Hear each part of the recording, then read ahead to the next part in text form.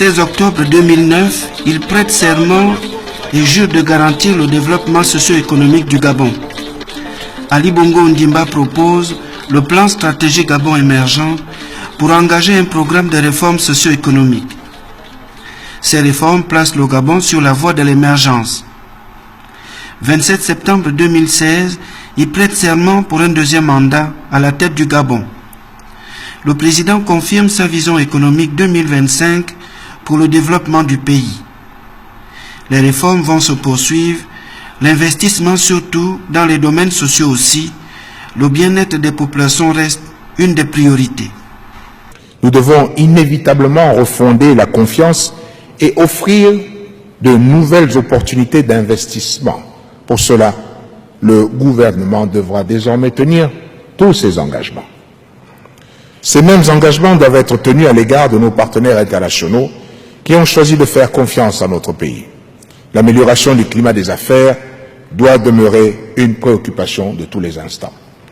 La recherche permanente du bien-être des populations passe entre autres par des grands chantiers de développement mis en pratique ces dernières années. Les infrastructures routières, la santé publique, les programmes de solidarité et la sécurité sociale, l'éducation, l'enseignement supérieur et la formation professionnelle, le domaine des transports, la sécurité publique et la défense de l'intégrité territoriale, l'emploi. Bref, la vision présidentielle 2025 vise un objectif majeur, affirmer le développement du Gabon. L'amélioration du cadre des affaires et la compétitivité, c'est une des questions majeures de ce chantier de réforme économique présidentielle. Dans cette vaste entreprise, le Gabon est bien engagé avec la Banque mondiale, le Fonds monétaire international et autres institutions financières continentales et sous-régionales. Les différentes rencontres au Gabon comme à l'extérieur du pays entre le chef de l'État, les autorités gouvernementales et les autres chefs d'État étrangers sont autant de démonstrations d'une volonté de mener au mieux ces différentes réformes déjà engagées.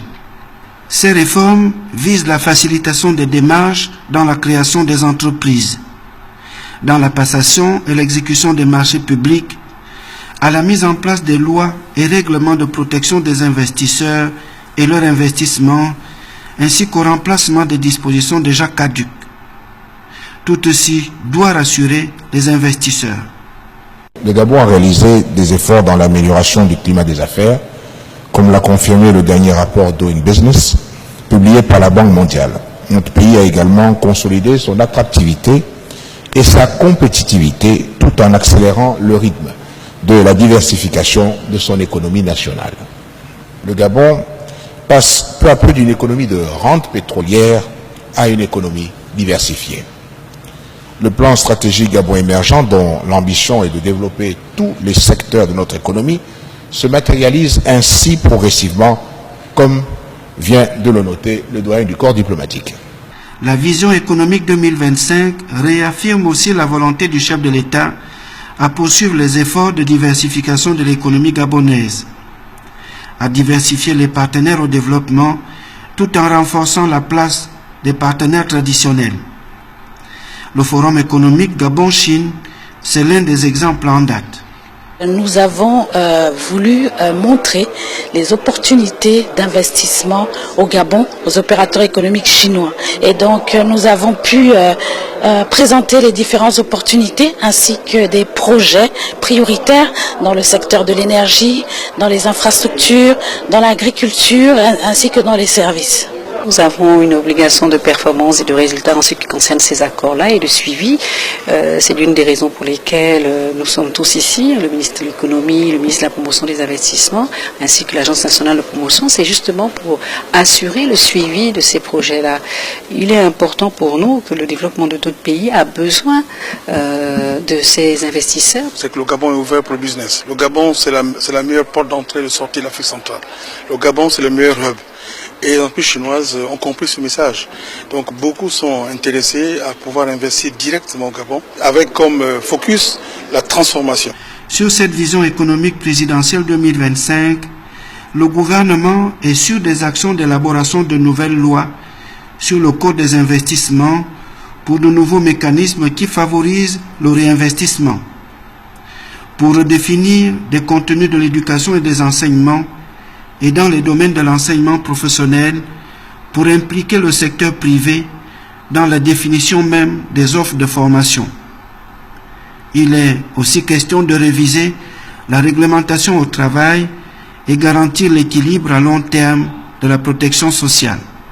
Le Haut Conseil de l'investissement est une assise qui permet la mesure du chemin économique parcouru, de faire un point technique complet de la situation et de fixer un nouveau cap pour guider les actions à mener en perspective en conformité avec les orientations présidentielles. Un seul objectif, rendre l'économie gabonaise plus compétitive et un environnement des affaires attractif. Il nous revient de persévérer dans la logique du pacte pour le maintien de la croissance et la préservation des emplois, et surtout en période de crise pétrolière. Notre pays peut se féliciter à juste titre de s'être préparé au mieux à la situation, notamment en accélérant ces dernières années le processus de diversification de notre économie en l'industrialisant par la même occasion et aussi celui d'assainissement de l'environnement économique.